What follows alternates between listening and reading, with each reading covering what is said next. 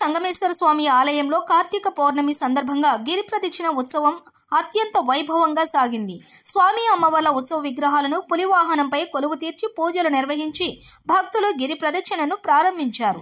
గిరి ప్రదక్షిణ ఉత్సవ సంగమేశ్వర స్వామి ఆలయం నుండి కొండ చుట్టూ తిరిగి ఆలయానికి చేరుకుంది. ఓం నమః శివాయ అనే పంచాక్షరి మంత్ర ఉచ్చారణతో ఉత్సవం అత్యంత వైభవంగా సాగింది. గిరి ప్రదక్షిణ ఉత్సవంలో భక్తులు అధిక సంఖ్యలో పాల్గొన్నారు. అనంతరం స్వామి అమ్మవార్లను దర్శించుకుని తీర్థ ప్రసాదాలు స్వీకరించారు.